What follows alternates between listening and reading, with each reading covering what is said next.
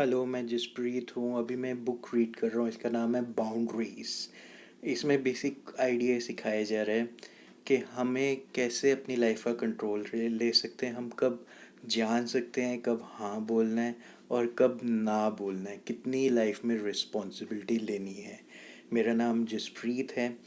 और अभी फेसबुक में मैंने इस बुक से पढ़ते पढ़ते जो चीज़ें मेरे को अच्छी लग रही थी वो मैं शेयर कर रहा था। किसी ने मेरे से रिक्वेस्ट की कि जो मैंने लिखा है वो मैं हिंदी में भी लिख दूँ, कुछ हिंदी में शेयर कर दूँ। और इसलिए मैं ऑडियो एक हिंदी में क्रिएट कर रहा हूँ शेयर करने के लिए। जो मैंने फेसबुक में लिखा था इस बुक से, वो वर्ड्स थे: feelings come from your heart and can tell you the state of your relationships. They can tell you if things are going well or if there is a problem. तो इस book में एक story, बड़ी अच्छे से एक story से पूरी भूमिका बनाई गई है, जिसमें दिखाया है कि एक लेडी सुबह उठ के परेशान है कि उसको कुछ अपनी डॉटर के लिए करना था, वो रात को कर नहीं पाई क्योंकि उसकी मदर आ गई थी अचानक से। और वो मदर को प्लीज़ करने लग गई। फिर ऑफिस में लंच टाइम में उसके किसी कोलीग का फ़ोन आ गया, उसके साथ उसकी प्रॉब्लम सुनने लग गई तो वो लंच नहीं कर पा रही थी। फिर मतलब ऐसे ऐसी छोटी छोटी प्रॉब्लम्स दिखा रहे हैं कि बड़ी सारी हर लेवल पे छोटी छोटी चीज़ें अटकी हुई हैं उसकी लाइफ में। और उसको समझ ही नहीं आ रहा, जब वो ऑफिस से निकल रही थी बॉस ने कुछ काम दे दिया और वो मना नहीं कर पाई, फिर वो रात को आके घर के काम भी कर रही है और ऑफिस का भी काम निपटा रही है। तो ऐसे उसकी लाइफ दिखा रहे हैं कि कैसे वो, क्योंकि वो ना नहीं कर पाती, वो प्लीज़ कर रही है सबको जो भी उससे रिक्वेस्ट कर रहा है, और ऐसे वो कैसे फंसती जा रही है। और उसी में ही एक आगे स्टोरी दिखाई कि एक पेरेंट्स परेशान है कि उनका बेटा इररिस्पॉन्सिबल है, और काउंसलर जो है वो कह रहा है कि प्रॉब्लम आपके बेटे में है ही नहीं। और ये बात पेरेंट्स को समझ ही नहीं आ रही है। क्यों? क्योंकि काउंसलर कह रहा है कि आपने अपने बेटे को कभी रिस्पॉन्सिबिलिटी दी ही नहीं, उसको प्रॉब्लम्स, उसकी प्रॉब्लम्स आप सारी सॉल्व करके बैठ जाते हो, उसको पैसा दे देते हो, सब कर देते हो उसको। अगर आप बोलते हो कि अगर ये नहीं किया तूने तो हम ये करेंगे, और फिर आप आगे फॉलो थ्रू नहीं करते, आप वैसे करते नहीं, तो उसको पता है कि पेरेंट्स ने कुछ करना ही नहीं है। तो प्रॉब्लम उसमें तो थी ही नहीं, प्रॉब्लम तो आप में है, क्योंकि आप जो बोलते हो वो करते नहीं हो। ठीक है, उसकी प्रॉब्लम्स भी आप सॉल्व कर देते हो, उसके पास प्रॉब्लम्स नहीं है सॉल्व करने के लिए, तो वो ठीक है अपनी लाइफ में। और अगर उसकी प्रॉब्लम्स आप सॉल्व ना करो तो वो कॉज एंड इफ़ेक्ट के लॉ को देख पाएगा कि हाँ, ये नहीं करते तो ये कॉन्सिक्वेंस होता है। अब आप उसको कॉन्सिक्वेंस देखने नहीं देते हो, बीच में आप आ जाते हो, इसलिए उसको वैल्यू नहीं पता रिस्पॉन्सिबल लाइफ जीने की।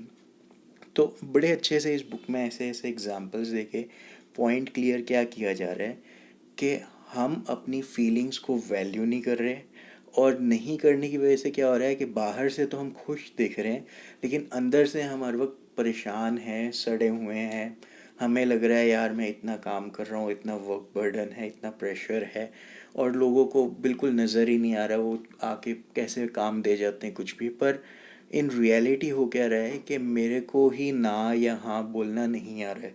मेरे को क्लैरिटी, बाउंड्रीज नहीं है मेरे पास। तो बाउंड्रीज एक फिजिकल वर्ल्ड में, सपोज एक बिल्डिंग को आपको काम दे दिया जाए इसको प्रोटेक्ट करना है। अब उस बिल्डिंग की बाउंड्री ना हो तो आप कंफ्यूज रहोगे, लेकिन बाउंड्रीज हैं तो आपको पता है कि हाँ, डायमंड्स इस बिल्डिंग के अंदर रखने हैं और जो गार्बेज है वो बिल्डिंग के बाहर रखना है। पर ये क्लैरिटी नहीं होने की वजह से सारी कन्फ्यूजन चल रही है। और इस बुक में बड़े अच्छे से एक्सप्लेन किया है कि हमें अब बाउंड्रीज़ कहाँ क्रिएट करनी है अपने अंदर, अपनी सोल में, उस दुनिया में जो नज़र नहीं आ रही है। पहले वहाँ बाउंड्रीज़ क्रिएट करेंगे और फिर वर्ड्स के थ्रू बाहर की दुनिया में और लोगों को बताएंगे, जैसे और लोग हमें बता देते हैं कि उनकी प्रॉब्लम्स है और वो हमसे ये एक्सपेक्ट करते हैं और हम करने लग जाते हैं। वैसे ही हम अपनी इंटरनल बाउंड्रीज़ को क्रिएट करके कम्युनिकेट कर सकते हैं। तो इंटरनल बाउंड्रीज़ क्रिएट करने के लिए इम्पॉर्टेंट स्टेप है feelings. Feelings come from your heart. तो अपने अंदर स्टेट ऑफ माइंड में जो चल रहा है, ठीक है, हम किसी को देख के कैसे फील करते हैं। हमें देख के लगता है अरे यार ये फिर कोई काम दे जाएगा, अरे यार ये फिर पैसे मांग लेगा और मैं मना नहीं कर पाऊँगा। तो ऐसे हम अपनी फीलिंग्स को रियलाइज़ करें, देखें। ठीक है, ये बताएंगी कि हाँ, चीज़ें कैसी चल रही है, मेरे रिलेशन्स कैसे हैं, मैं लोगों के साथ कैसा फील कर रहा हूँ, किसके साथ अच्छा किसके साथ बुरा। इन फीलिंग्स को वैल्यू करें, क्योंकि हम इन फीलिंग्स को समझते हैं कि ठीक है ना, क्या फ़र्क पड़ता है? जबकि यही इम्पोर्टेंट है सबसे ज़्यादा। अगर आपको कोई पसंद है, प्रोबेबली चीज़ें अच्छी जा रही हैं। अगर आपको गुस्सा आ रहा है तो फिर एक प्रॉब्लम है जिसको सॉल्व करने की ज़रूरत किसको है? जिसको गुस्सा आ रहा है। ये इस बुक का एक बड़ा इम्पोर्टेंट पॉइंट है जो मेरे को बहुत पसंद आ रहा है कि भाई अगर मेरे को लग रहा है कि दुनिया को ऐसे नहीं ऐसे चलना चाहिए तो प्रॉब्लम दुनिया में नहीं है, मेरे को लग रहा है ऐसे, मैं फील कर रहा हूँ, तो मेरे को रिस्पॉन्सिबिलिटी लेनी है अपनी फीलिंग की। But the point is your feelings are your responsibility and you must own them and see them as your problem so you can begin to find an answer to whatever issue they are pointing to. अब मेरी feelings guide कर रही है मेरे को कि मैं किस डायरेक्शन में जा रहा हूँ, इसका फ्यूचर क्या है। मैं परेशान हो के कलप कलप के या तो मैं बोलता हूँ अपनी प्रॉब्लम्स को, तो एंगर एक्सप्रेस कर रहा हूँ, नहीं बोल रहा हूँ तो अंदर अंदर डिप्रेशन में जा रहा हूँ। तो मेरी फीलिंग्स मेरे को कहाँ लेकर जा रही हैं? और अगर वो गाइड कर रही हैं कि मैं अच्छा नहीं महसूस कर रहा, तो मुझे रिस्पॉन्सिबिलिटी लेनी है। मैं अच्छा नहीं महसूस कर रहा, मेरे को सॉल्यूशंस ढूंढने। इसीलिए तो ये बुक है द बाउंड्रीज, या कुछ भी है। अब मैं ये पढ़ रहा हूँ, इसमें से चीज़ें देख रहा हूँ और क्लैरिटी क्रिएट कर रहा हूँ। ये अभी मैंने जितनी पढ़ी है उसमें जो मेरे सामने चीज़ें आई हैं उसमें से कुछ बातें मैं आपके साथ शेयर कर रहा हूँ।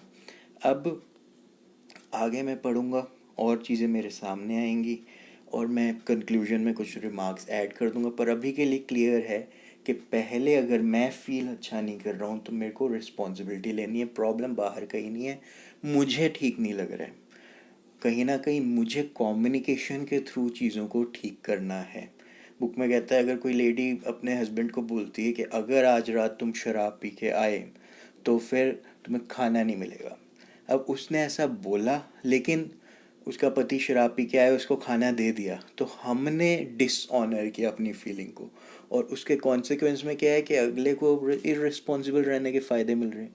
लेकिन अगर आप डिस्टेंस क्रिएट कर लो, ये नहीं हुआ तो मैं अपनी फीलिंग को समझते हुए मैं नीचे जा रहा हूँ, डायरेक्शन दिख रही है मेरे को कहाँ जा रहा हूँ, और मैं उससे निकलने के लिए एक डिस्टेंस क्रिएट करता हूँ। तो सामने वाले को आपकी वैल्यू दिखने लग जाती है और चीज़ें चेंज होने लग जाती हैं। आप कितना वर्क प्रेशर हैंडल कर सकते हो या नहीं कर सकते, वो आप कम्युनिकेट ही करते हो। और कम्युनिकेट करते हो तो ही सामने वाले को पता चलता है, नहीं तो आप धंसते जाते हो। तो ये बहुत इंपॉर्टेंट रिस्पॉन्सिबिलिटी ओइंग चीज़ है। जब हम ये बोल रहे होते हैं कि यार सामने वाले को भी तो समझना चाहिए ना, पर सामने वाले को कोई समझाएगा तभी तो उसको समझ आएगी ना। वो हर वक्त सारे थॉट, जैसे मैं अपने बारे में सोच रहा हूँ हर वक्त, वैसे वो भी अपने बारे में ही सोच रहा है हर वक्त। तो प्रॉब्लम कोई नहीं है, सिर्फ प्रॉब्लम है कि मैंने अपने अंदर बाउंड्रीज नहीं क्रिएट की। मैं किन चीज़ों के लिए रिस्पॉन्सिबल हूँ, सामने वाला किन चीज़ों के लिए रिस्पॉन्सिबल है, और हर एक चीज़। और जैसे ही मैं क्रिएट कर देता हूँ अपने पहले अंदर माइंड में, फिर पेपर में भी लिख लूँ चाहे, और फिर कम्युनिकेशन में जब मैं इसको ले आता हूँ तो वो गेम क्लियर बाउंड्रीज़ की तरफ चली जाती है। और क्लियर बाउंड्रीज़ में एक रूल गेम के जैसे डिफ़ाइन हो जाते हैं, फिर लाइफ बहुत मज़ेदार हो जाती है। All the best. Thank you. Thank you.